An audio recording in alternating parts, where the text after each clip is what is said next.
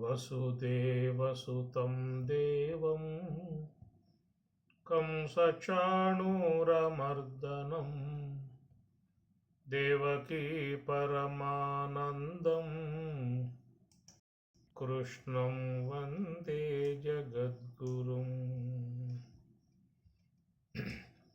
స్మరవారం వారం చేతః స్మరనందకుమారం.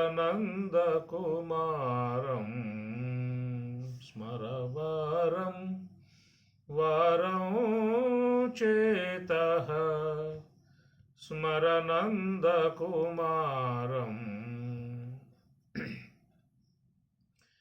ఘోషకుటీర పయోఘృతశోరం గోకుల బృందావన సంచారం. స్మరవారం వారం చేతః స్మరనందకుమారం.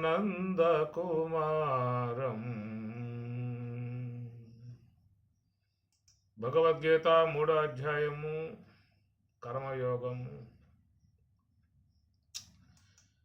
అన్నాద్భవంతి భూతాని పర్జన్యాదన్న సంభవః యజ్ఞాద్భవతి పర్జన్యః యజ్ఞః కర్మ సముద్భవః. కర్మ బ్రహ్మోద్భవం విద్ధి బ్రహ్మాక్షర సముద్భవం. తస్మాత్తు సర్వగతం బ్రహ్మ నిత్యం యజ్ఞే ప్రతిష్ఠితం. తస్మాత్తు సర్వగతం బ్రహ్మ నిత్యం యజ్ఞే ప్రతిష్ఠితం. తస్మాత్ ఆ కారణం చేత సర్వగతం బ్రహ్మ, సర్వగతం అంతటా వ్యాపకమై ఉన్న విధానము బ్రహ్మ, బ్రహ్మము. బ్రహ్మము అనగా బృహవృద్ధౌ బృంహతి వర్ధయతి బ్రహ్మ. బృహవృద్ధౌ అనేది ధాతువు అన్నమాట. బృంహతి వర్ధయతి బ్రహ్మ. ఏమిటయా బ్రహ్మము అంటే వర్ధయతి సమస్తాన్ని కూడా వృద్ధి పొందింపజేసే విధానము. అది చేతనాత్మికమై ఉండటం కారణంగా జడాత్మికమై ఉన్నటువంటి యొక్క విశ్వమంతయు కూడా చైతన్యం వలె అది ప్రవర్ధమానమవుతున్నది. అది సర్వాధిష్టానం బ్రహ్మము అన్నారు. బ్రహ్మ చేతనం అనేది ఉంటేనే ఏదైనా దేనికైనా వృద్ధి అనేది ఉంటుంది. గమనించాల్సిన అంశము. ఈ విషయాన్ని ప్రతిపాదన చేయటానికి కేనోపనిషత్తు చక్కగా ఒక ఉదాహరణ కూడా అందించింది. దేవతలు రాక్షసుల మీద విజయం సాధించారు. వాళ్ళ విజయోత్సాహంతో స్వర్గలోకంలో విందు వినోదాలు ఏర్పాటు చేసుకున్నారు. అందరూ బాగా మరి ఆ విందు వినోదాలలో మునిగిపోయి కేరంతలు కొడుతూ ఉన్నారు. మేము విజయం సాధించాము రాక్షసుల మీద అనే విధానంగా వాళ్ళు మా వలననే మేమే జయించాము. ఇది వాళ్ళకి ఏర్పడ్డటువంటి భావన. భగవంతుడు ఆ విషయాన్ని గమనించి దేవతలై ఉన్నటువంటి వాళ్ళు, సాత్వికులై ఉన్నటువంటి వారికి ఇలాంటి భావన రాకూడదు అనేది. ఎప్పుడు కూడా సాత్వికులై ఉన్నటువంటి వారు భగవద్భక్తి కలిగి ఉంటారు, ఈశ్వర భక్తి కలిగి ఉంటారు. నేను ఈ కార్యం సాధించాను అంటే అది ఈశ్వరుని కృప అనే భావన రావాలి. జీవితంలో ఏదైనా ప్రాప్తించింది అంటే అది ఈశ్వర కరుణ వల్ల నాకు ప్రాప్తించింది, ఈశ్వరానుగ్రహం వలన నేను సంతోషంగా ఉండగలుగుతూ ఉన్నాను. ఇది సాధారణంగా సాత్వికులై ఉన్నటువంటి వారికి ఉండాల్సినటువంటి అంశం. రజస్సు తమస్సులు కలిగి ఉన్నటువంటి వాళ్ళైతే మేమే చేస్తూ ఉన్నాం, మా వల్ల అవుతున్నది, మేము లేకపోతే ఏం కాదు, మేమే అందరినీ పోషిస్తూ ఉన్నాము, మేమే రక్షకులము అనేది రజస్సు పెరిగి ఉన్నటువంటి వాళ్ళలో వచ్చేటువంటి భావన అన్నమాట. అది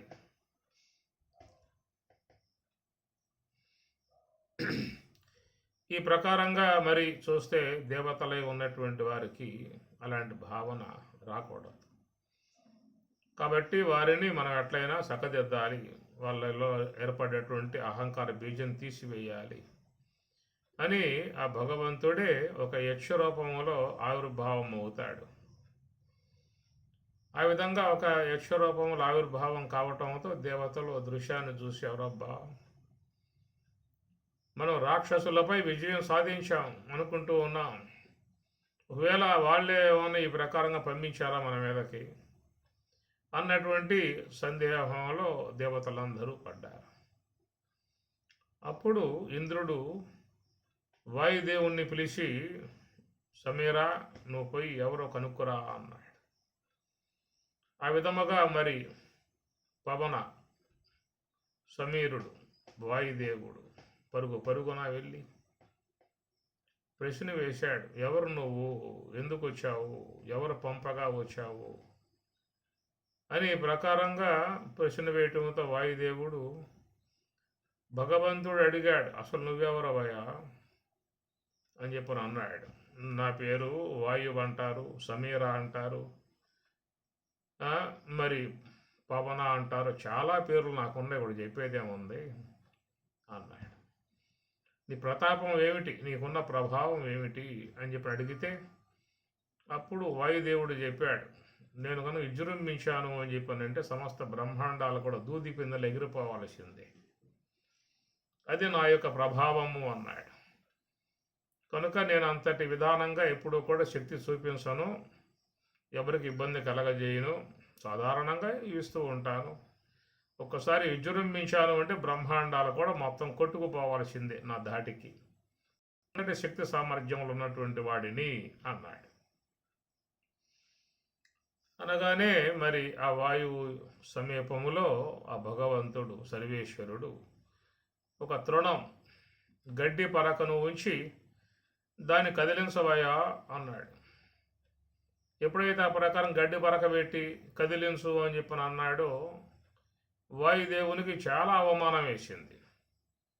ఓ పక్క బ్రహ్మాండాలు మొత్తం కొట్టి పారేస్తాను, తరిం కొడతాను, దూది పిందెలు ఎగర కొడతాను అని పక్క మాట్లాడుతూ ఉంటే నా ముందు గడ్డి పరక పెట్టి కదిలించమని చెప్పి అంటున్నాడు అని చెప్పానంటే ఏమిటి దీనికి అని ఆయన గారు చాలా మనసులో బాధపడ్డాడు.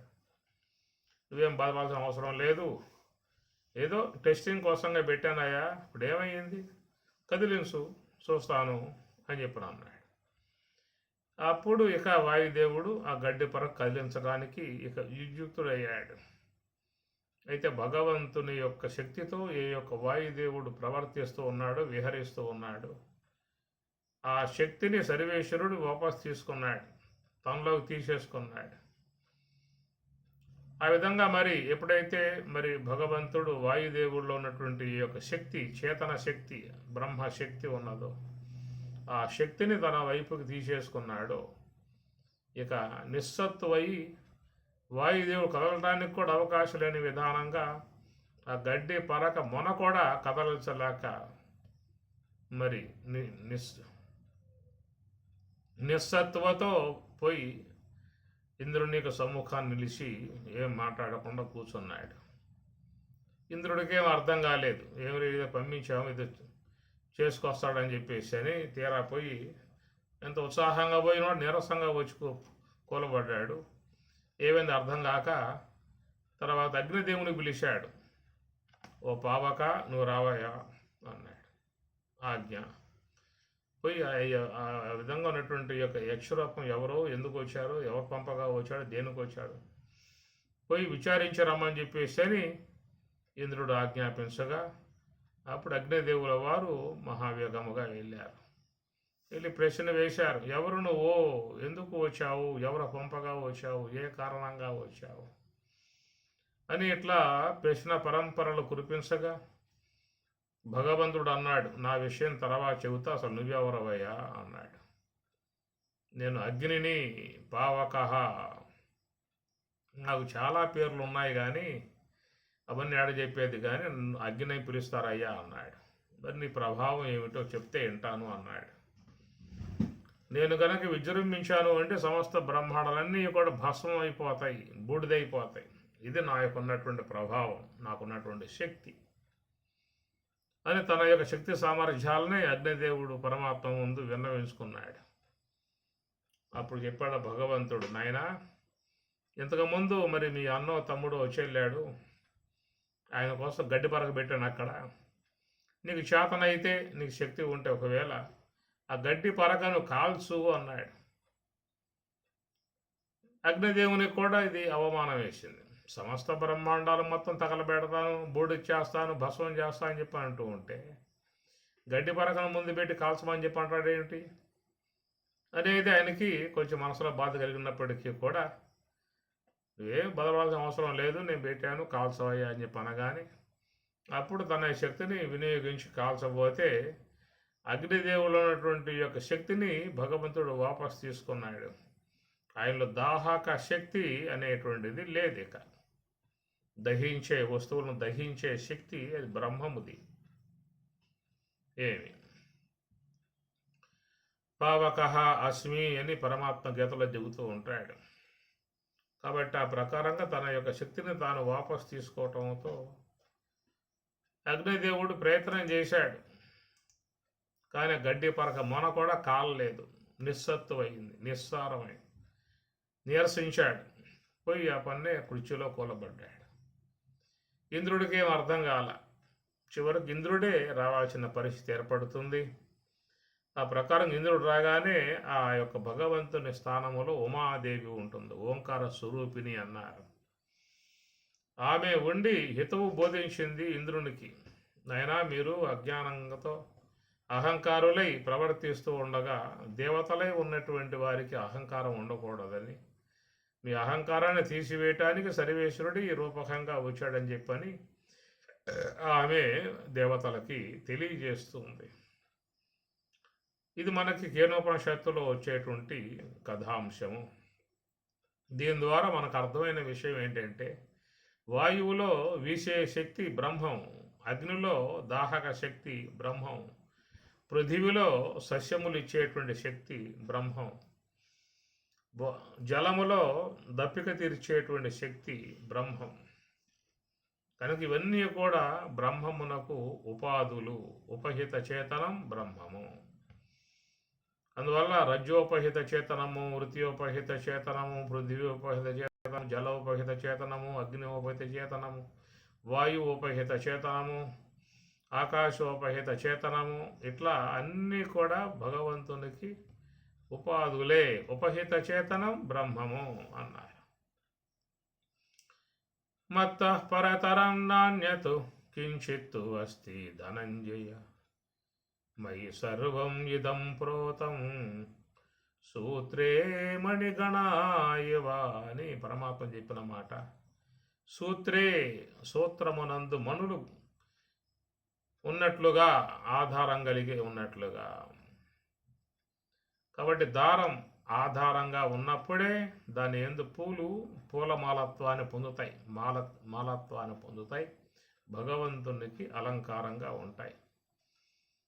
అదే లోన దారం గనక లేకపోయిందా, దారం యొక్క ఆధారం లేకపోయిందా అంటే పూలకు మాలత్వము సిద్ధించదు.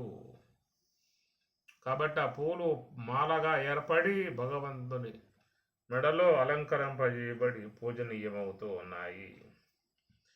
సూత్రే మణిగణాయవా, ఒక సూత్రమునందు దారమునందు మణులు వజ్ర వైడూర్య మరకత మాణిక్య పుష్యరాగ ఇత్యాది నవరత్నాలు ఏవైతే ఉన్నాయో అన్నీ కూడా ఒక నవరత్నమాల అనే విధానముగా పిలువబడుతుందని చెప్పనంటే, దాంట్లో మరి దారం సూత్ర ఆత్మ, దారం ఆధారంగా ఉన్నది.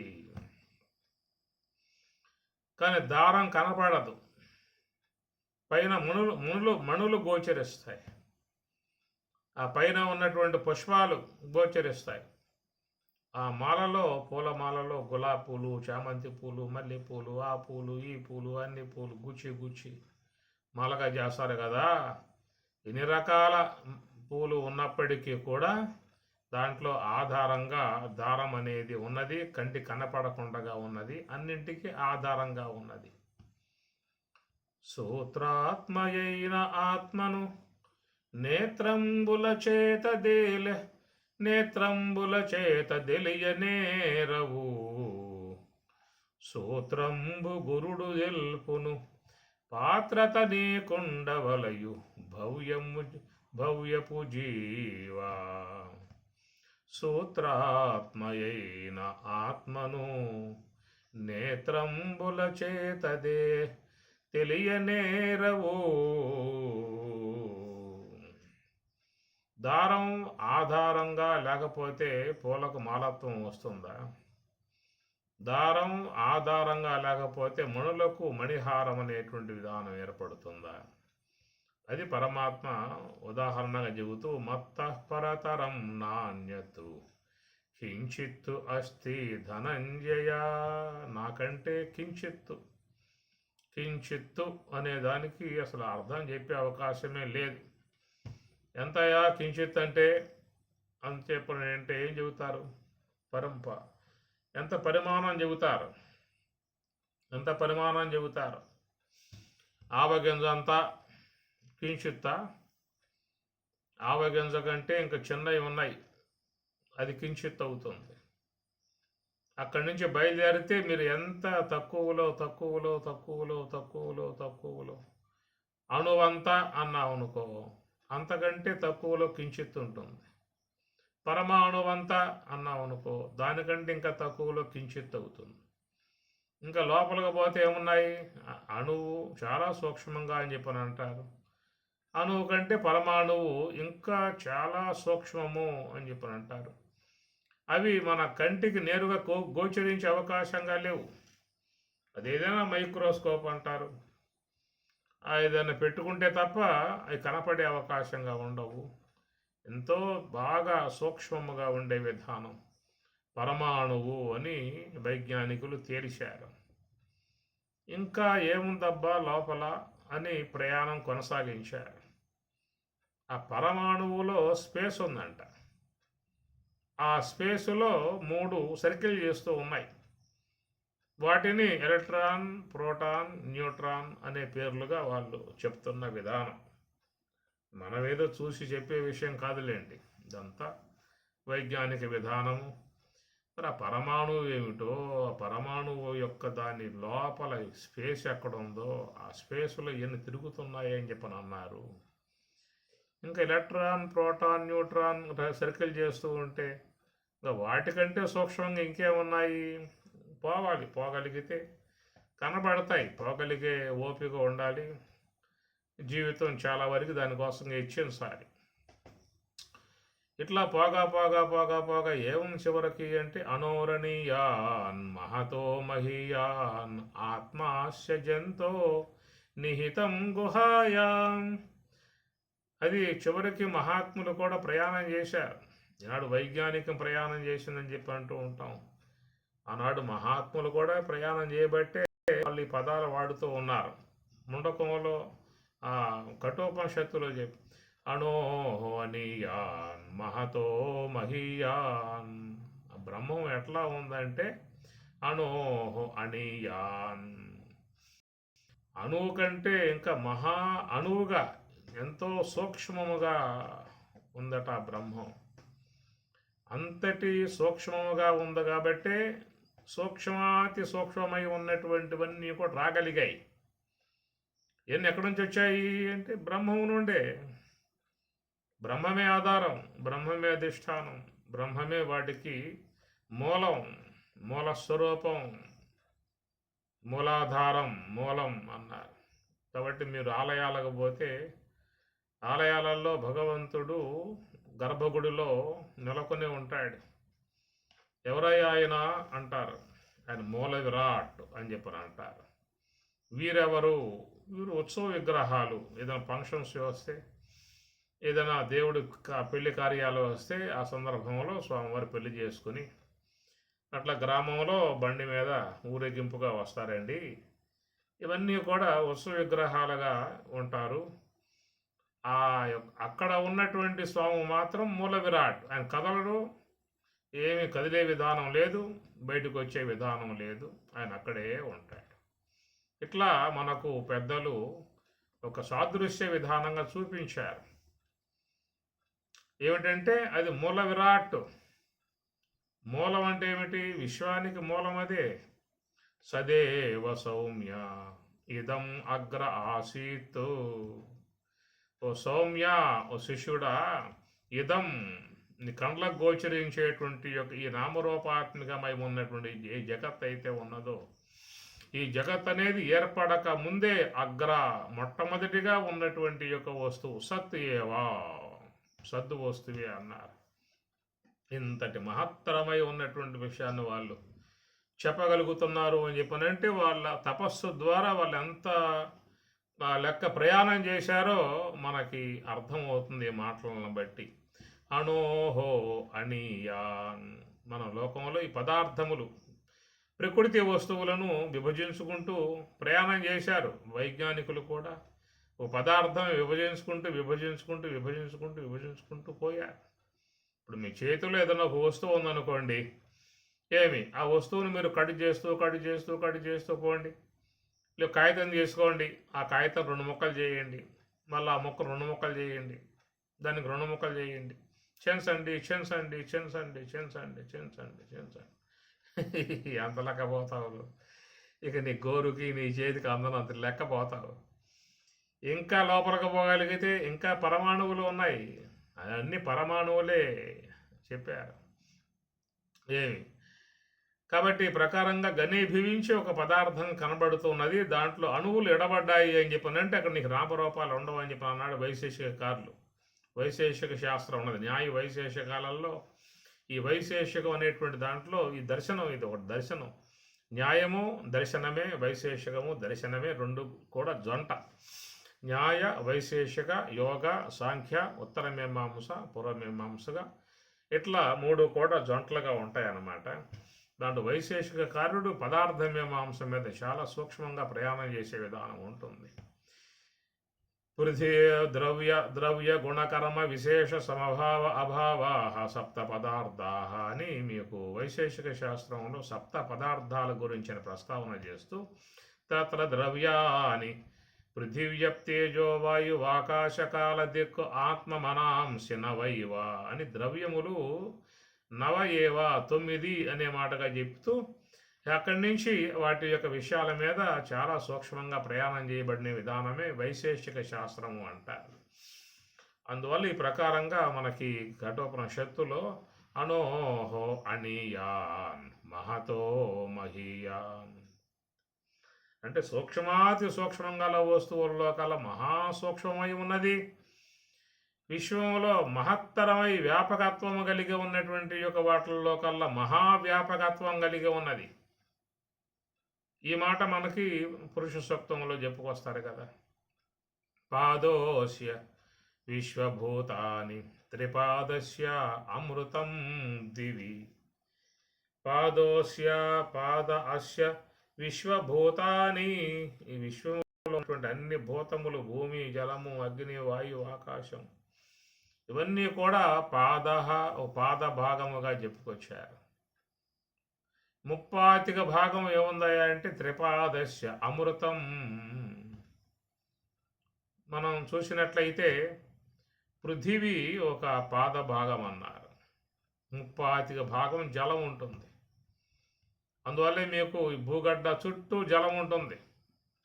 చుట్టూ మాత్రమే ఉందా, లోపల లేదా అనుకోమాకండి. ఈ భూమికి లోపలంతా జలమే. కాబట్టి పృథివీలో జలం ఉందా, జలములో పృథివీ ఉందా అంటే జలములో పృథివీ ఉన్నది. అందువల్ల ముప్పాతిక భాగం జలమే ఉంటుంది, ఒక పాద భాగమే భూభాగం.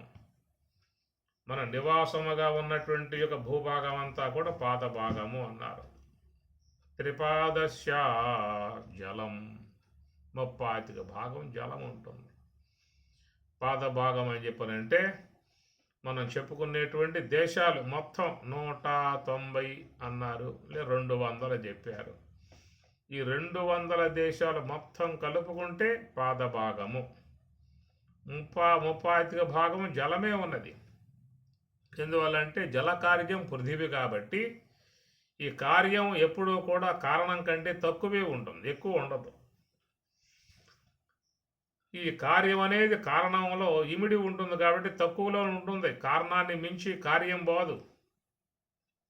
ఇప్పుడు బంగారం ఉందనుకోండి, ఆ బంగారాన్ని మించి ఆభరణం పోతుందా? కాబట్టి బంగారం యొక్క పరిధిలోనే ఆభరణం ఉంటుంది. అంటే ఘటం తీసుకోండి, ఆ ఘటానికి కారణం మట్టి. కారణమై ఉన్నటువంటి యొక్క మట్టిని మించి ఉంటుంది ఘటం. కాబట్టి మట్టి యొక్క కార్యం ఘటం. ఆ ఘటం అనేది మట్టికి లోబడే ఉండేటువంటి విధానం అన్నమాట. ఆ ప్రకారంగా ఈ పృథివీ అనేటువంటిది కార్యానికి కారణమై ఉన్నది జలం కాబట్టి జలం 30 భాగం ఉంటుంది. ఒక్క 25 భాగమే పృథివీ అనేటువంటిది. అట్టనే పృథివీ అనే జలం అనేటువంటిది కూడా అది కూడా పాదభాగం. దేని విషయంలో అంటే అగ్ని యొక్క విషయంలో.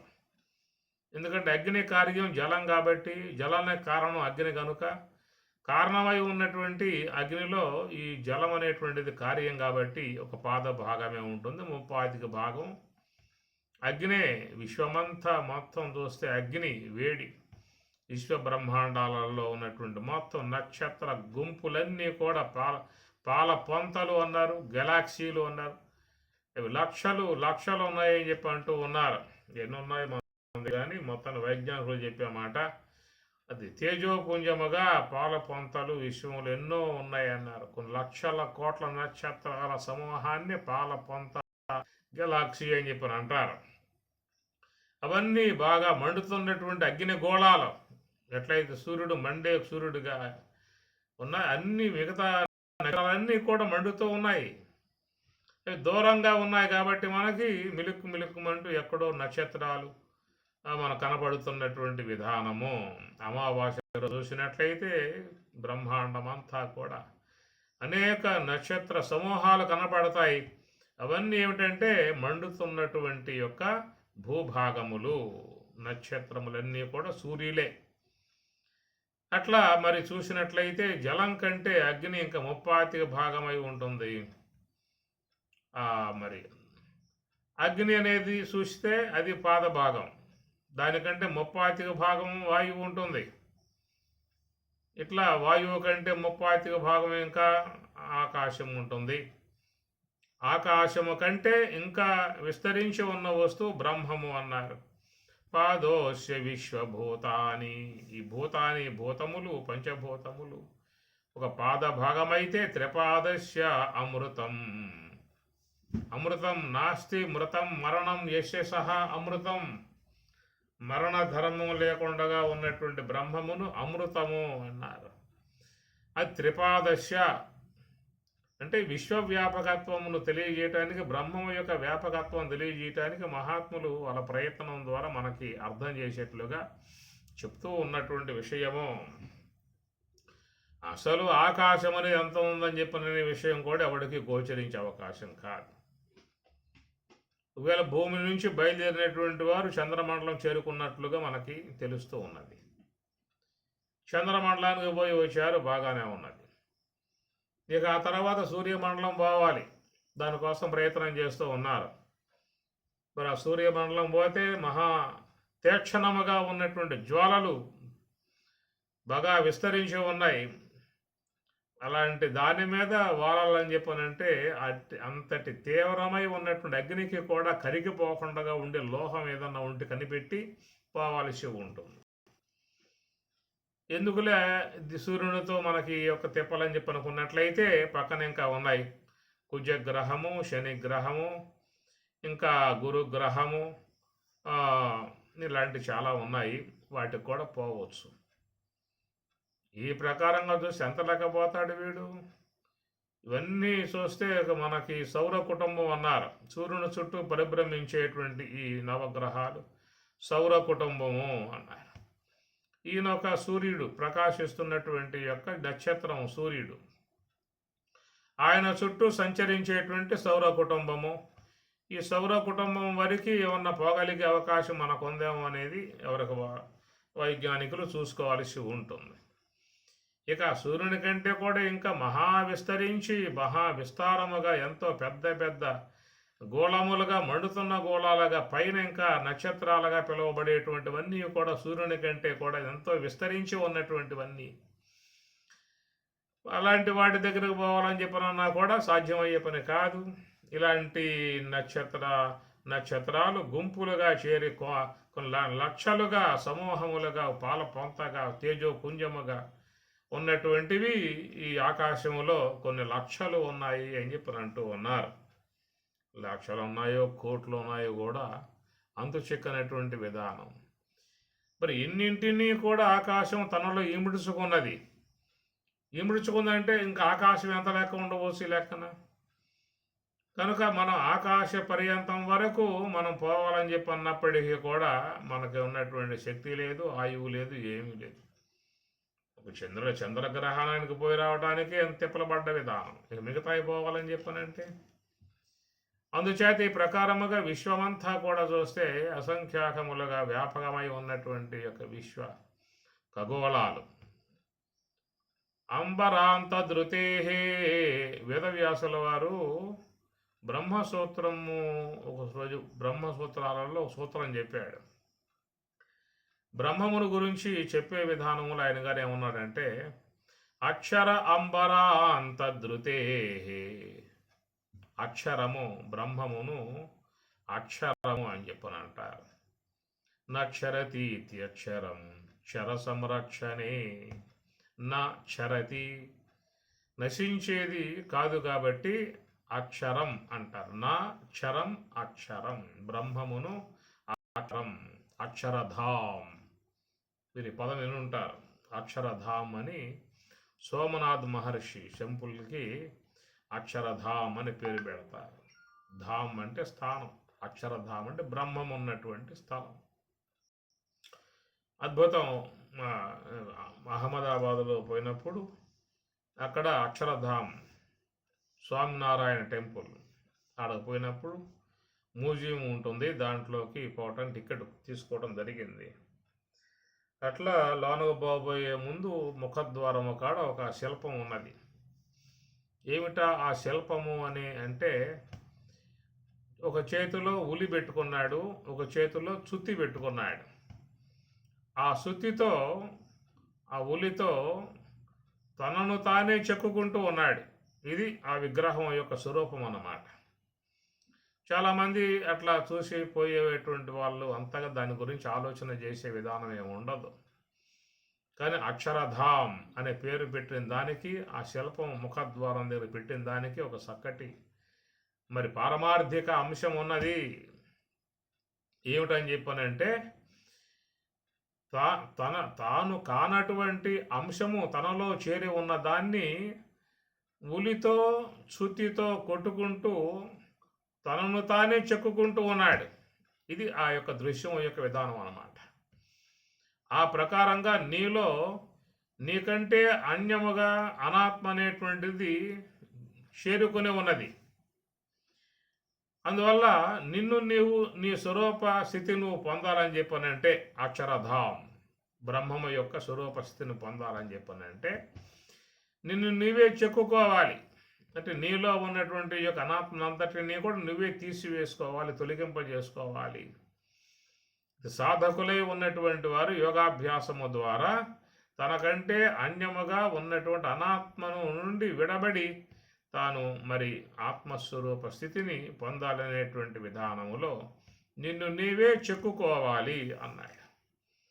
పరమాత్మ కూడా ఉద్ధరేదాత్మనాత్మానం ఆత్మానం అవసాదయేత్తు ఆత్మైవ హ్యాత్మనో బంధుః ఆత్మైవ రిపురాత్మనః బంధురాత్మాత్మనస్తస్య ఏనాత్మైవాత్మనా జితః అనాత్మనస్తు శత్రుత్వే వర్తేతాత్మైవ శత్రువతు ఉద్ధరేత్ ఆత్మనా ఆత్మానం.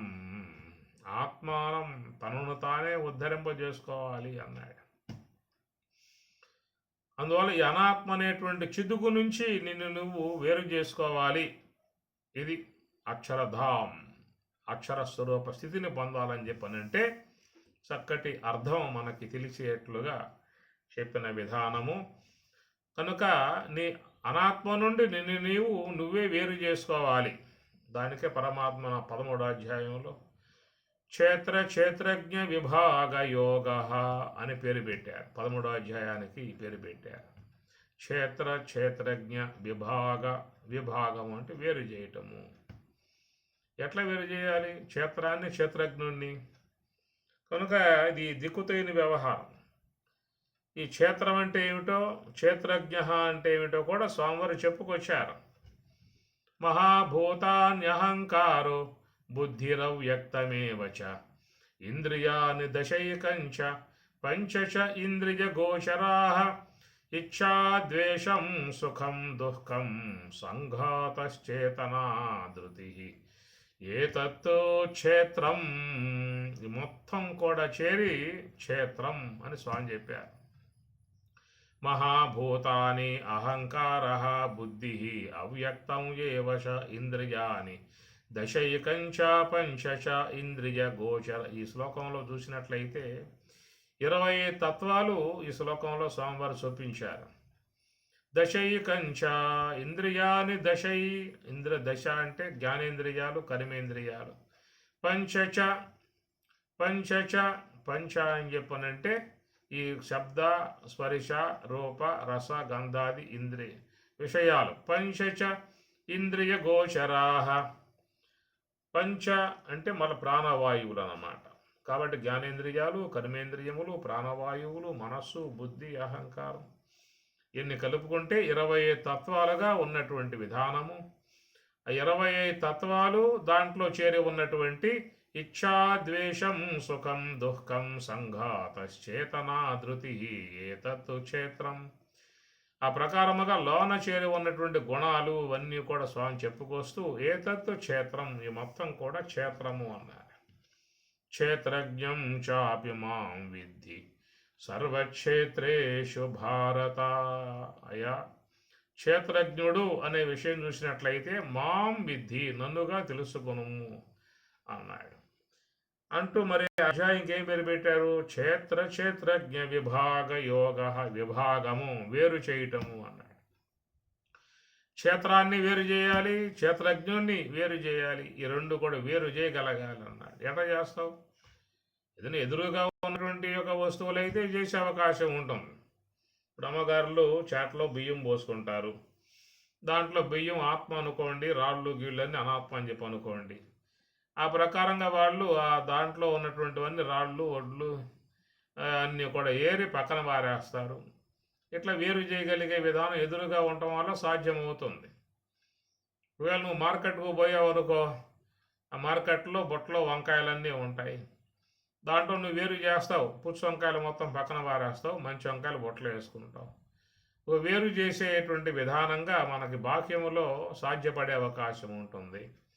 మరి లోపల ఉన్నటువంటి వాటిలను అనాత్మను వేరు చేసి ఆత్మను వేరు చేయి అనే చెప్తున్నాడు అని చెప్పినాడు. ఎట్లా చేసే అవకాశం ఉంటుంది? నేను కోసేమన్నా పక్కన పెట్టాలి అతనేమన్నా అనే విధానములో క్షేత్రజ్ఞ విభాగ యోగ. అది యోగం ద్వారానే సాధ్యమవుతుందనేటువంటి మాట. కాబట్టి మహాత్ములు యోగమును అవలంబించి నివృత్తి మార్గము ద్వారా సోహంభావ ధ్యానము ద్వారా అనాత్మనంతటినీ కూడా జడపరిచి అనాత్మనంతటినీ కూడా దాటుకొని యోగ సమాధిలో మరి ఆత్మయే తానై ఉన్నటువంటి విధానమే క్షేత్రజ్ఞ విభాగము అని చెప్పనన్నారు. దాన్నే కూడా మరి వారిని పరమహంసలు కూడా చెప్పుకొచ్చే మాట. హంస కూడా వేరు చేసే తత్వం కలిగి ఉన్నటువంటి విధానం. పాలు నీరు ఏర్పరచి పాలలో పోలలాడినదెనొక హంస, పాలు పడిన ఈ పరమహంసమున ఓలే ఉన్నది దెనొక హంస అని అన్నమాచార్ల వారు. పాలు నీరు ఏర్పరచి పాలలో అనగా హంస ముందు పాలు పెడితే ఆ దాంట్లో ఉన్నటువంటి నీటి శాతాన్ని వదిలిపెట్టేసి పాల భాగాన్ని స్వీకరిస్తుందని చెప్పని కదా. కాబట్టి ఈ ప్రకారంగా లోకంలో ఎక్కడ కూడా మీరు ఈ విధముగా చేసేటువంటి పక్షుల్ని చూసే అవకాశాలుగా లేవు. అది ఎక్కడంటే మానస సరోవరానికి పోతే అక్కడ చూసే అవకాశం ఉంటుందని చెప్పని అన్నారు. మానస సరోవరానికి చాలామంది పోయి వచ్చిన విధానం ఉన్నది. ఏమయ్యా మరి నువ్వు మానస సరోవరం పోయావు కదా, ఆడ హంసలు ఉన్నాయని చెప్పి అంటూ ఉన్నారు, నువ్వు చూసావా అని చెప్పి అడిగితే, నేను పోయానండి కానీ నాకేం కనపడలేదు, నేను పోయేదానికి వెళ్ళిపోయాయేమో అని చెప్పి అంటాడు వాడు. ఎంతోమంది పోయొచ్చారు కానీ అక్కడ ఆ పక్షులు కనపడుతున్నటువంటి ఒక జాడ అనేది ఏమి లేదు. మనియడి జీవుల మానస సరసునవనగి ఉన్నది దెనొక హంస. ఏమిటయ్యా మానస సరోవరం అనేటువంటి మాటకి అన్నమాచార్యుల వారు మనియడి జీవుల మానస సరసున, సమస్త మానవుల మనస్సే మానస సరోవరం అన్నారు. మానస సరోవరం అనేది ఎక్కడో బయట లేదు, ప్రతి ఒక్కరిలో మనస్సు ఉన్నది. ఆ మనస్సు అనేటువంటి దాంట్లో దాని సరోవరముతో పోలిశారు. సరోవరం అని చెప్పనంటే ఒక తటాకం, ఒక చెరువు అన్నమాట. ఎందువల్ల ఆ విధంగా సరోవరముగా మనసును పోల్చారు అని చెప్పనంటే, మరి ఆ సరోవరములో ఆ చెరువులో తటాకములో అలలు, గాలి తాకిడికి అలలు ఎగిసిపడుతూ ఉంటాయి. అలలు తరంగాలకు చిన్న చిన్నవిగా వస్తూ ఉంటాయి, గమనించవచ్చు. ఏమి అలలు ఎగిసిపడటం అని చెప్పనంటే అది సముద్రం యొక్క సంబంధ అంశం అయిపోతుంది. మళ్ళా సముద్రంలో అయితే అలలు ఎగిసిపడతాయి, పెద్దవి వస్తాయి. కానీ మీకు తటాకం చెరువులో అంతగా ఎగిసిపడే విధానం ఉండదు. కానీ చూస్తే దాని కదలికలు ఉంటాయి, ఆ జలానికి ఆ గాలి తాకిడి వల్ల కదలికలు ఉంటాయి, చిన్న తరంగాలుగా అవి ఎట్లాగా పోతూ ఉంటాయి అన్నమాట. దాంతో పోలిశారు ఈ మనస్సు అనే దాన్ని. అట్లా మనస్సులో కూడా చూసినట్లయితే ఎప్పుడు చిన్న తరంగాలుగా ఆలోచనలు కొనసాగుతూనే ఉంటాయి. ఎన్ని కార్యాలలో ఉన్నా కానీ అంతర్గతంగా మనసు లోపల ఆలోచన పరంపర ప్రవాహం సాగుతూనే ఉంటుంది. ఎవరో కూడా ఆలోచనలు ఆపి ఏ కార్యాలు చేయటం లేదు. ఆలోచనలతో పక్క నడుస్తూనే మరొక పక్క కార్యాలు నడుస్తూ ఉన్నాడు, ఆలోచనలు చేస్తూ ఉన్నాడు. బస్సులో కూర్చుని ప్రయాణం చేస్తూ ఉన్నాడు, ఆలోచనలు చేస్తూ ఉన్నాడు. స్కూటర్ మీద పోతున్నాడు, కారులో పోతున్నాడు, ఆలోచనలు చేస్తూనే ఉన్నాడు. భోజనం కాడ కూర్చున్నాడు, ఆలోచనలు చేస్తూనే తింటూ ఉన్నాడు. ఆలోచన లేకుండా ఎప్పుడుంది వీడికి? సంకల్పమానసం కర్మ అని కూడా చెప్పుకొచ్చారు అమరవీష గారు. దాని కర్మ ఏమిటాయంటే సంకల్పాలు చేయటం అన్నారు. ఆ సంకల్ప ప్రవాహం ఎప్పుడూ కూడా సాగుతూ ఉంటుంది కాబట్టి ఆ సాగేటువంటి విధానములో చెరువులో, తటాకములో, సరోవరములో జరుగుతున్నటువంటి నీటి యొక్క అలజడి, నీటి యొక్క చిన్న అలలు ఎట్లయితే ఉంటాయో ఆ ప్రకారంగా మనస్సులో కూడా అంతర్గతంగా ఏదో ఒక ఆలోచన సంబంధమై ఉన్నటువంటి తరంగాలు కొనసాగుతూనే ఉంటాయన్నమాట. సముద్రములో ఎగసిపడేటువంటి యొక్క ఉప్పెనలాగే ఎగసిపడేటువంటి అలలు అనేటువంటి చూసినట్లయితే జీవితంలో అప్పుడప్పుడు పెద్ద మరి ఇబ్బందులు, సమస్యలు, బాధలు, దుఃఖాలు జరిగిపోయినప్పుడు ఒక్కసారిగా మనస్సులో ఉవ్వెత్తున ఎగిసేటువంటి యొక్క అలలు ఉంటాయి. అప్పుడు సముద్రం అనేది అప్పుడు గోచరిస్తుంది. ఎప్పుడు అట్లా ఉండే విధానం ఉండదు. అవి కొన్ని సందర్భాలు ఉంటాయి. ఆత్మీయులుగా ఉన్న వాళ్ళ దూరం కావటమో, ఇంట్లో బంధువులు ఉన్నటువంటి వాళ్ళు దూరం కావటమో, ఉన్న ఆస్తులు ఏమన్నా దూరం పోవటమో, ఇంకేదన్నా మహా ఉప్పెన ప్రమాదాలు లాంటి దాంట్లో పడటమో, ఇట్లా జీవితంలో సాధారణంగా అప్పుడప్పుడు మనిషికి కలిగేటువంటి విధానం ఉంటుంది. ఆ సందర్భాలలో ఇక మనస్సులో ఉన్నటువంటి యొక్క మరి విధానం ఉవ్వెత్తున ఎగిసిపడేటువంటి అలల్లాగా సముద్రం అయిపోతుంది. అప్పుడు అది ఆ సందర్భానికి మాత్రమే వర్తించేటువంటి యొక్క అంశము. కానీ సర్వసాధారణంగా ప్రతి ఒక్కరిలో కూడా అంతటి విధానం ఎప్పుడూ కూడా ఉండదు. సామాన్యముగానే జీవితం గడిచిపోతూ ఉంటుంది. ఆ గడిచేటువంటి యొక్క జీవన విధానంలో మనసు లోపల ఒక తరంగాల్లాగా ఆలోచనలు అట్లాగా ఎప్పుడూ కూడా తడుతూ వస్తూ పోతూ ఉంటాయి. దాన్ని సరోవరముగా పోల్చారు. అలాంటి మానస సరోవరమునందు మాత్రమే నీకు హంస అనేటువంటిది గోచరిస్తుంది అని చెప్పనన్నారు. ఎప్పుడు గోచరిస్తుంది అని చెప్పనంటే అలలు ఆగాలి, నీకు హంస అనేటువంటి ఆ పక్షిరాజం గోచరించాలి. అలలు ఆగాలని చెప్పనంటే మనస్సులో ఉన్నటువంటి ఆలోచనలు అనేటువంటి పూర్తిగా ఆగాలి. సర్వ సంకల్ప సన్యాసి అన్నాడు. నహ్య సన్యస్త సంకల్ప యోగి భవతి కశ్చన. కశ్చన ఎవడో కూడా యోగి నభవతి, యోగి కాజాలడు పరమాత్మ అన్నమాట. 6వ అధ్యాయంలో ఆత్మ సంయమ యోగంలో నహ్య సన్యస్త సంకల్ప, ఎవరైతే ధ్యానములో సంకల్పములను నహి వదిలిపెట్టాడో వాడు యోగి నభవతి, వాడిని యోగిగా చెప్పే అవకాశాలు లేవు అన్నాడు. సర్వ సంకల్ప సన్యాసి యోగ ఆరూఢ, ఎవరైనా యోగములో ఉన్నత స్థాయికి ఎదగాలని చెప్పన్నట్లయితే మరి మనస్సులో ఉన్న ఆలోచన తరంగాలు తీసివేయగలగాలి. ఎవరైతే మనస్సులో ఉన్న ఆలోచన అనేటువంటి యొక్క తరంగాలను లేకుండా చేసుకుంటారో అట్లాంటి వారికి మాత్రమే మనలో ఉన్నటువంటి నిరంతరముగా 21,600 సార్లుగా సంచరిస్తున్నటువంటి యొక్క శ్వాస అనబడేటువంటి యొక్క సోహం అనబడేటువంటి హంస వాళ్లకు గోచరిస్తుంది అర్థం. అలలు ఆగగలిగితేనే నీకు హంస అనేది గోచరిస్తుంది. ఆలోచనలు పక్క పెట్టుకుని శ్వాసను గమనిస్తాను అంటే కుదిరే వ్యవహారం కాదు. శ్వాస గమనికలో ఉన్నావా ఆలోచనలు ఉండవు. శ్వాస గమనిక లేకపోయిందా అంటే ఆలోచన పరంపర ఏర్పడుతుంది. ఇది ఉండేటువంటి విధానము. అందువల్ల ఎవరైనా హంసను చూశారా అని చెప్పనంటే ఎవరైతే మనసు అనేటువంటి సరోవరములో ఉన్నటువంటి అలలు లేకుండా నిశ్చలం చేయగలిగితే మనస్సుని, అట్టి వారికి మాత్రమే శ్వాస అనేటువంటి హంస గోచరిస్తుంది అన్నమాట. ఈ శ్వాసనే హంసని ఎందుకు అన్నారు అని చెప్పనంటే మరి ఏ ప్రకారంగా మనం చెప్పుకున్నట్లుగా హంస అనేటువంటిది దాని ముందు పాలు పెట్టినట్లయితే పాలను మాత్రమే స్వీకరించి నీటి యొక్క భాగాన్ని విసర్జించే విధానంగా చెప్పుకుంటూ ఉన్నాము. ఆ ప్రకారముగా భగవంతుడు 13వ అధ్యాయంలో చెప్పినట్లుగా క్షేత్రజ్ఞ విభాగము, ఆ రెండు చేయగలిగేటువంటి యొక్క నైపుణ్యత ఒక శ్వాసకు మాత్రమే ఉన్నది. కాబట్టి మహాత్ములందరూ కూడా శ్వాసను పట్టుకున్నారు పోయి. ఎవరైనా బ్రహ్మం గారు కానీ, వేమన కానీ, రమణ భగవానుల వారు కానీ చూస్తే శాస్త్రాలలో అందరూ కూడా ఈ హంస యొక్క గురించే వాళ్ళు ప్రస్తావనలు చేయటం జరుగుతుంది.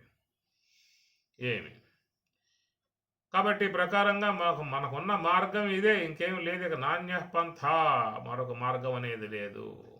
ఉన్న మార్గం ఒక హంస యొక్క ఆశ్రయం, శ్వాస యొక్క ఆశ్రయమే. దాని ద్వారానే ఆ మోక్షం యొక్క స్థితిని పొందాల్సి ఉంటుంది అని మనకి భగవద్గీతలో 5వ అధ్యాయంలో స్వామివారు కరాఖండిగా చెప్పుకొస్తారు. ఈ ప్రక్రియ విధానాన్ని యహ సదా ముక్త ఏవ సహా, యహ ఎవడో సహా అతడు ముక్త ఏవ మోక్షాన్ని పొందినవాడే అంటాడు. ఆ శ్లోకాలు రెండు కూడా సాధకులై ఉన్నటువంటి వారు చదవాలి, కంఠస్థం చేయాలి. దాంట్లో ఉన్న భావం గుర్తించగలిగితే మోక్షము యొక్క సంబంధ అంశము, మోక్షానికి సంబంధించిన సాధన అన్నీ మీకు ఆ యొక్క 2 శ్లోకాలలో గోచరించే అవకాశం ఉంటుంది. స్పర్శాన్ కృత్వా బహిః బాహ్యాం. స్పర్శాన్, స్పర్శలు అంటే విషయాలనే స్పర్శలు అంటారు. ఎందుకంటే శబ్దం చెవిని తాగుతుంది, దృశ్యం కంటిని తాగుతుంది, రసాలు జిహ్వను వచ్చి తాగుతూ ఉంటాయి కాబట్టి వాటిని స్పర్శలు అంటారు. స్పర్శాన్ కృత్వా బహిః బాహ్యాం, అవి బయట ఉన్నాయి కాబట్టి ఆ బయట ఉన్నటువంటి శబ్ద స్పర్శ రూప రస గంధాలను బయటే పెట్టమన్నాడు. చక్షుశ్చైవాంతరే భ్రువోహో, నీ దృష్టిని భృకుటి మధ్యంలోకి తీసుకురా అన్నాడు. ప్రాణాపానౌ సమౌ కృత్వా నాసాభ్యంతరచారిణౌ. నాసా అనగా ముక్కు, అభ్యంతర అనగా లోపల, చారిణవు సంచరించేటువంటి, నాసా అభ్యంతర చారిణవు సంచరించేటువంటి ప్రాణాపాన వాయువులను సమవు కృత్వా సమముగా చేయుము అన్నాడు. యతేంద్రియ మనోబుద్ధి ముని మోక్షపరాయణ. ముని మోక్షపరాయణ, ఏ మునులైతే, మునులు అని చెప్పనగానే మనం అరణ్యంలో ఉండేవాళ్ళుగా భావించుకుంటూ ఉంటాం. వాచం యమః ముని, సాధకులై ఉన్నటువంటి వారు ఈ తత్వాన్ని అవలంబించాలి, ముని వృత్తిని అవలంబించాలి. ముని అని చెప్పనంటే వాచం యమహ ముని, అనగా వాక్కుని ఇలా వరకు దాన్ని సంయమనం చేయాలి. అది సాధకులై ఉన్నవాళ్ళు, ఆధ్యాత్మిక మార్గంలో పయనించేటువంటి వారు అవసరం మేరకు మాత్రమే మాట్లాడగలిగే విధానాన్ని పెట్టుకోవాలి. లొడలొడ లొడలొడ లొడలొడ దొరికారా అని చెప్పంటే చాలు, ఇక విశ్వ బ్రహ్మాండాలు మొత్తం తిప్పటమే. రాజకీయ వాతావరణం పట్టుకొస్తారు, ఇక అక్కడి నుంచి వాయించి పెడతా ఉంటారు. ఇదంతా కూడా లోక వ్యవహారంలో మునిగి ఉన్నటువంటి వారు, భౌతికముగా ఉన్నటువంటి వారు, ఆధ్యాత్మిక వాసన లేకుండా ఉన్నవాళ్ళు చేసే పని. అది వాళ్ళు ఆ విధంగా చేసుకుంటారు, మనకు వాళ్ళ విషయం అవసరం లేదు. ఎవరు ఈ తాత్విక రంగంలో ఉన్నారో, ఆధ్యాత్మికాన్ని శీలిస్తూ ఉన్నారో, తత్వచింతన గావిస్తూ ఉన్నారో, సోహంభావ ధ్యానాన్ని అనుసరిస్తూ ఉన్నారో, అలాంటి వాళ్ళు జీవితంలో ముఖ్యంగా సంయమనం పాటించాల్సింది వాక్కు కాడ మౌనం పాటించాలి అన్నారు. వాచం యమహ ముని. కాబట్టి మాటలు తగ్గించుకుంటే నీకు సాధన బాగా పెరుగుతుంది. ఈ మాటలు కనుక పెంచుకున్నావు అనుకో, ఎవరు దొరుకుతారా అని చూస్తూ ఉంటావు. ఆ దారినే పోయాడు కంటిలో పడ్డాడా అని చెప్పనంటే, ఓ రమయ్య ఎట్రా అంటారు. వాడు ఆదరా వచ్చి కూర్చుంటాడు. నీకు ఈ విషయం తెలుసా అని అంటాడు.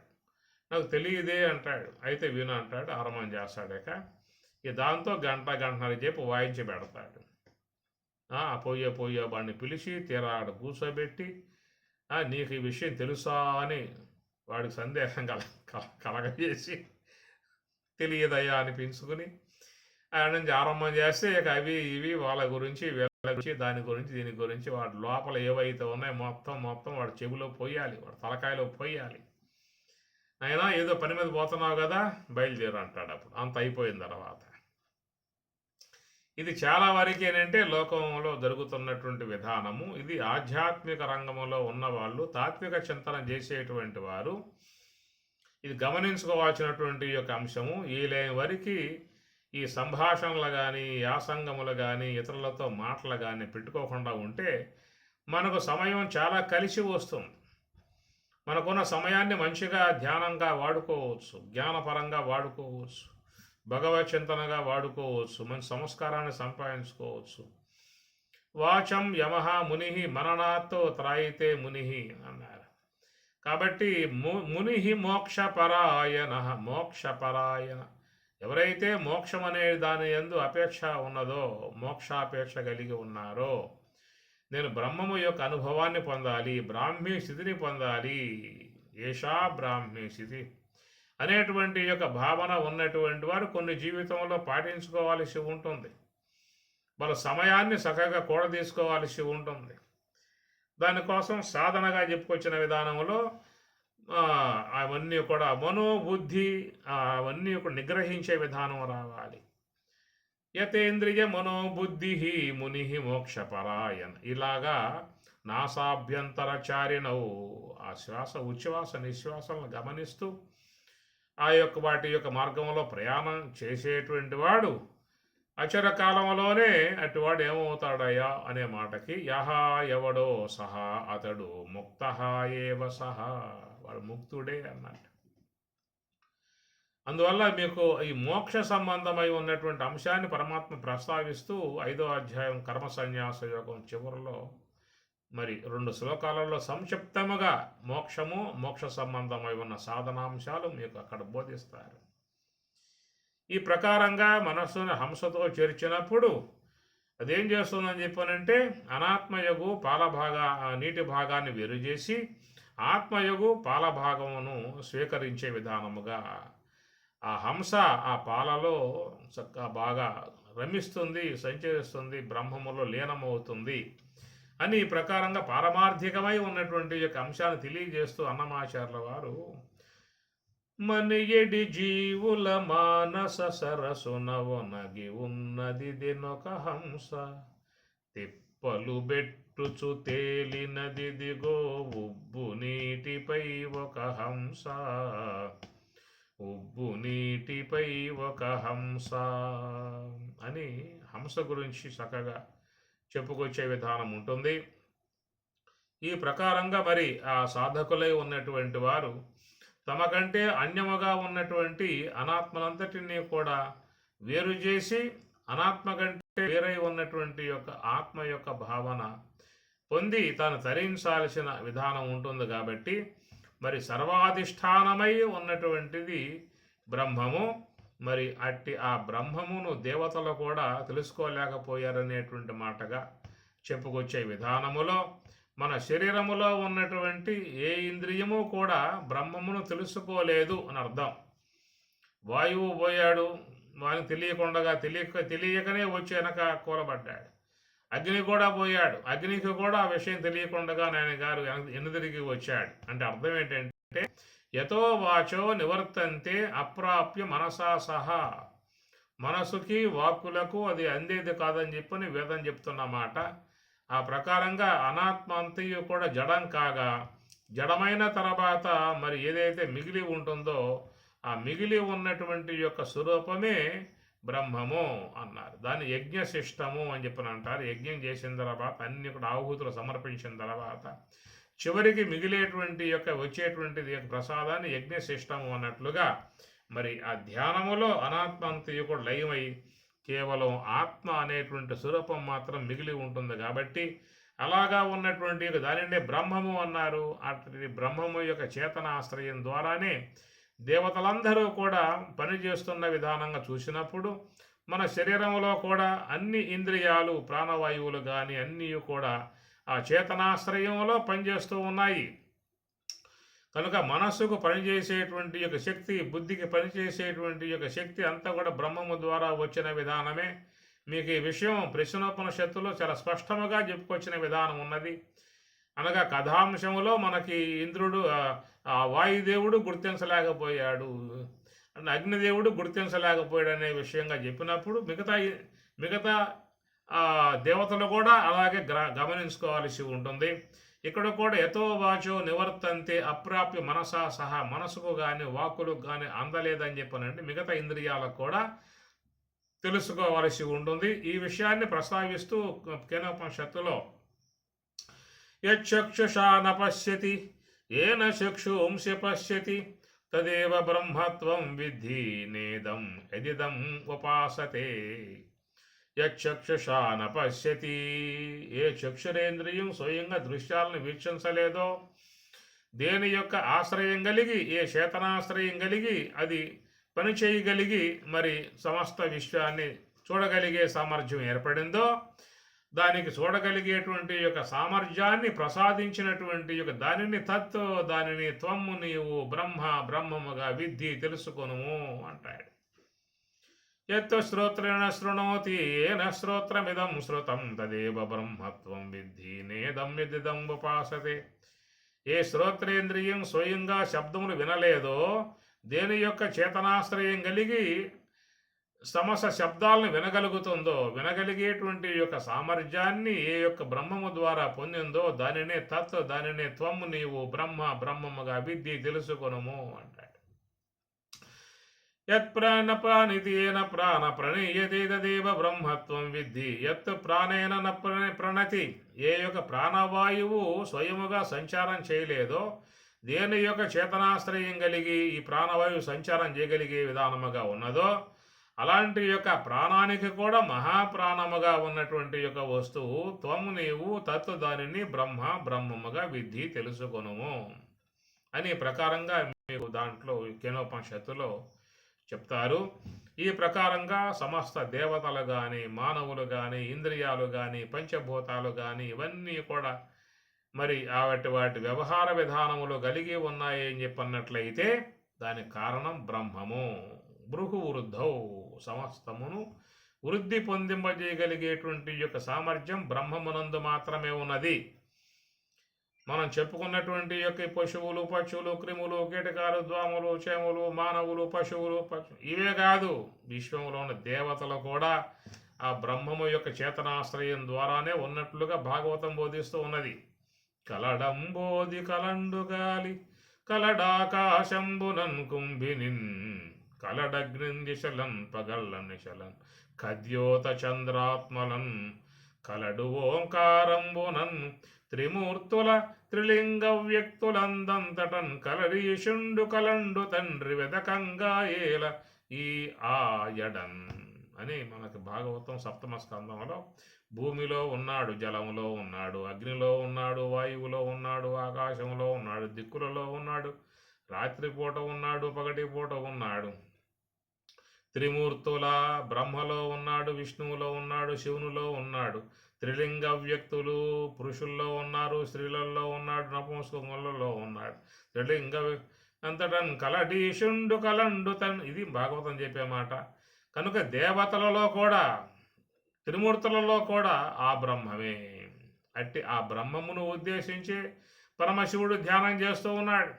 ఆ బ్రహ్మమును అవలోకనం చేసే విధానముగానే ఉత్తరాయణం అంతా కూడా శ్రీమన్నారాయణుడు బ్రహ్మము అనేది లయించి ఉన్నటువంటి విధానం. చైన ఏకాదశి బోధిస్తారు ఆయన. యోగ సమాధిలో పరమశివుడు ఉంటాడు శ్రీమన్నారాయణుడు అని చెప్పేసి అని. ఈ ప్రకారంగా మరి సకల దేవతలు, మునులు, యతీశ్వరులు, సాధువులు, సన్యాసులు, బ్రహ్మంగారు, వేమన యోగి, రమణ మహర్షి, లక్ష్మణార్యులు ఈ విధంగా చెప్పుకుంటూ పోతే మహాత్ములందరూ కూడా ఆ తత్వమును అవలోకన చేసేటువంటి వారు ఉన్నారు. కాబట్టి అందరికీ అధిష్టానమై ఉన్నటువంటిది బ్రహ్మము. అంభోజాసనుడాదిగా గల తృణపర్యంతంబు విశ్వాత్ముడై ఉండ ప్రోఢ విపుల స్తంభంబునందుండడే స్తంభాంతర్గతుడై ఉండుటకునే సందేహము లేదు. నిర్ధంభత్వంబున నేడుగానబడు ప్రత్యక్ష స్వరూపంబునన్ భాగవతంలో అత్యద్భుతంగా మరి ఆస్తికుడై ఉన్నటువంటి ప్రహ్లాదుడు అంభోజాసనుడాదిగా తృణపర్యంతం బ్రహ్మ మొదలు గడ్డి పరకదాకా విశ్వమంతా వ్యాపకమై ఉన్నటువంటి స్వామి ఈ స్తంభంలో ఉండడా అంటాడు. స్తంభాంతరగతుడై ఉండుటకునే సందేహము లేదు. నిర్దంభత్వంబున నేడుగా నబడు ప్రత్యక్ష స్వరూపంబునన్ అంటాడు. ఆ ప్రకారంగా మరి విశ్వమంతా వ్యాపకమై సర్వాధిష్టానమై ఏమి అన్ని జీవులకు చేమకు దోమకు అధిష్టానం కూడా ఆయనే. ఆయన చేతనాశ్రయం ద్వారానే పక్షులు ఎగురుతూ ఉన్నాయి, చీమలు నడుస్తూ ఉన్నాయి. అంతటికి కూడా చేతనమే బ్రహ్మము. చేతనం సత్యం జ్ఞానమనంతం బ్రహ్మ ఆనందో బ్రహ్మేది విజానాత్. ఈ ప్రకారముగా తస్మాత్ సర్వగతం బ్రహ్మ ఈ 3వ అధ్యాయంలో పరమాత్మ అత్యద్భుతముగా చెప్పేటువంటి మంత్రభాగాలు 2 కూడా అన్నాద్భవంతి భూతాని పర్జన్యాత్ అన్న సంభవ యజ్ఞాద్భవతి పర్జన్యః యజ్ఞః కర్మ సముద్భవ కర్మ బ్రహ్మోద్భవం విద్ధి బ్రహ్మాక్షర సముద్భవం. తస్మాత్ సర్వగతం బ్రహ్మ నిత్యం యజ్ఞే ప్రతిష్ఠితం. తస్మాత్ ఆ కారణం చేత సర్వగతం అంతటా వ్యాపకమై ఉన్న బ్రహ్మ. కనుక ఈ పూట మనము బ్రహ్మ అంటే బ్రహ్మ అంటే బృంహతి వర్ధయతి ఇది బ్రహ్మ అనేది ఉత్పత్తి. బృహు వృద్ధౌ అనే ధాతువు అన్నమాట. అందువల్ల ఆ విధముగా ప్రతి పదానికి ఉంటాయి అనుకోండి. ఇక్కడ బ్రహ్మం అనేటువంటి యొక్క దానికి చెప్పొచ్చేటువంటి యొక్క నిర్వచన విధానము బృహు వృద్ధౌ సమస్తమును వృద్ధి పొందింపజేసేది, సమస్తానికి సర్వాధిష్టానమై ఉన్నటువంటిది, సమస్త దేవతలకు కూడా సర్వాధిష్టానమై ఉన్నటువంటి స్వరూపం బ్రహ్మము అనేటువంటి విషయము. ఓం సహనావతు సహనౌ భునక్తు సహ వీర్యం కరవావహై తేజస్వినావధీతమస్తు మా విద్విషావహై. ఓం శాంతి శాంతి శాంతి. హరి ఓం తత్సతు.